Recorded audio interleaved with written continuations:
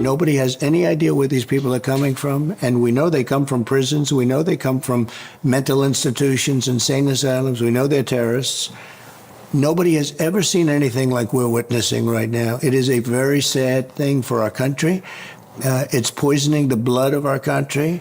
It's so bad, and people are coming in with disease. People are coming in with every possible thing that you can have. This is what Donald Trump has said about immigrants in the United States. Thus, we flash back. As we've heard this morning, America's farms are presently far too dependent on immigrant labor to pick our fruits and vegetables. Now, the obvious answer is for all of us to stop eating fruits and vegetables. And if you look at the recent obesity statistics, you'll see that many Americans have already started. To when Stephen Colbert ruthlessly trolled the Trumps, the Steve Kings, and the Ron DeSantises of the world in his congressional testimony on how the United States cannot afford to fuck around on the subject. We have people coming into the country or trying to come in. We're stopping a lot of them. But we're taking people out of the country. You wouldn't believe how bad these people are. These aren't people. These are animals. And we're taking them out of the country at a level and at a rate that's never happened before. Poisoning the blood. Animals. The intentional, disrespectful rhetoric Trump uses is a playbook of white supremacy when it comes down to it. So we do not want immigrants doing this labor. And I agree with Congressman King, we must secure our borders. Of course, I'm sure Arturo Rodriguez is saying, who then would pick our crop, Stephen? First of all, Arturo, don't interrupt me when I'm talking. That's rude. Second, I reject this idea that farm work is among the semi-mythical jobs that Americans won't do. Really? No Americans. I did. As part of my ongoing series, Stephen Colbert's Fallback Position, where I try other jobs and realize that mine is way better. I participated in the UFW's Take Our Jobs campaign, one of only 16 people in America to take up the challenge.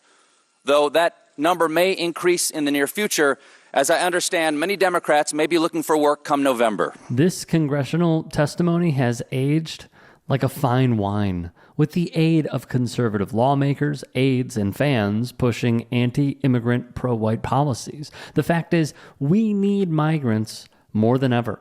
The first and most urgent action when we win will be the sealing of the border, stopping the invasion, drill, baby, drill. Send Joe Biden's illegal aliens back home. We'll do all of those things, and we're going to have to do them fast because no country can sustain what's happening in our country. It's called the migrant crime, and it's far more deadly than anybody thought.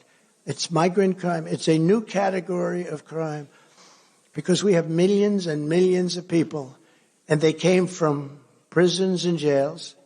They came from mental institutions and insane asylums. No, they're not the same thing. An insane asylum is a mental institution on steroids. Okay. They're all being deposited into our country, and then you have terrorists, and then you have drugs, and then you have human traffickers, and they're coming over at levels never seen before. This sort of language puts a target on the backs of migrants who come here for a better life. Painting such a broad brush is dangerous, but represents the America Trump envisions, with him serving as ruler. Now, I'll admit, I started my workday with preconceived notions of migrant labor. But after working with these men and women, picking beans, packing corn, for hours on end, side by side, in the unforgiving sun, I have to say, and I do mean this sincerely, please don't make me do this again. It is really, really hard.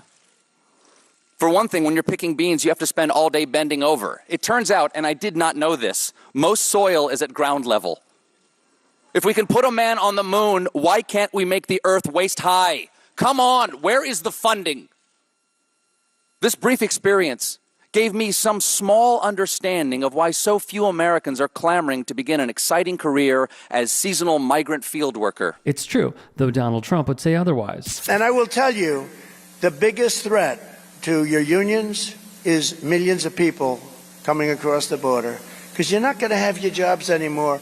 Even that good-looking, strong guy with those beautiful muscles, he's not going to have his job because they'll have somebody else take it for 1/3 the price and, et cetera, et cetera. You're not going to, right? Look, he's agreeing. Don't laugh. He's laughing. Don't laugh. I mean, we got to be serious here. The truth is, when you have millions of people coming in, they're going to take your jobs. They're going to take the Teamster job. From Trump, Kerry Lake, and others using invasion and taking jobs. Sadly, their diatribes are not based in reality, but the foresight of harvesting racist voters to give them a nod at the ballot box. So what's the answer? I'm a free market guy.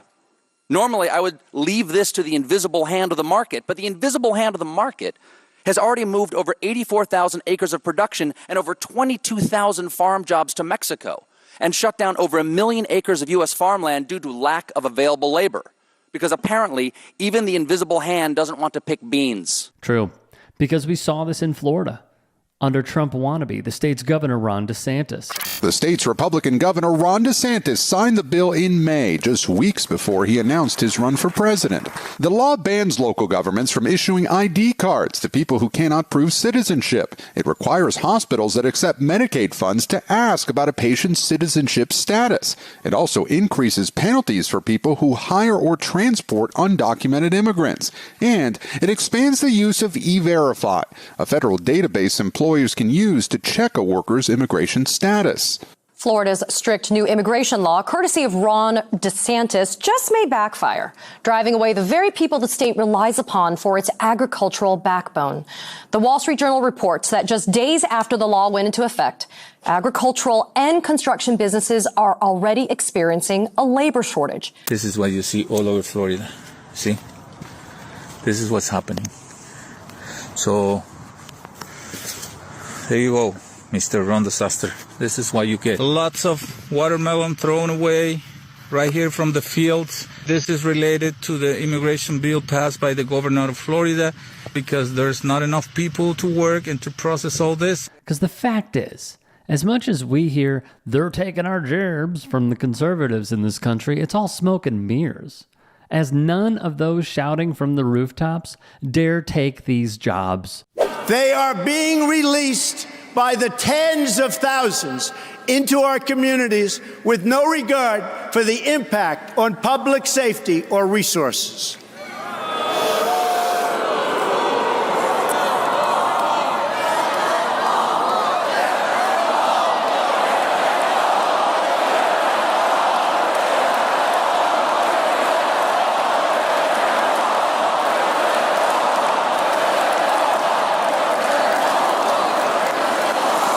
It's their North Star, their blueprint, their racist dog whistle. And unless we vow to band together, these inhumane voters will get their way.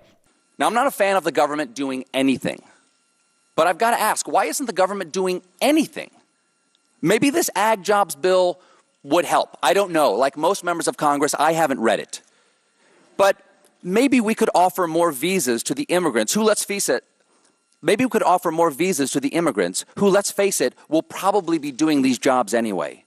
And this improved legal status might allow immigrants recourse if they're abused. And it just stands to reason to me that if your coworker can't be exploited, then you're less likely to be exploited yourself. And that itself might improve pay and working conditions on these farms, and eventually Americans may consider taking these jobs again.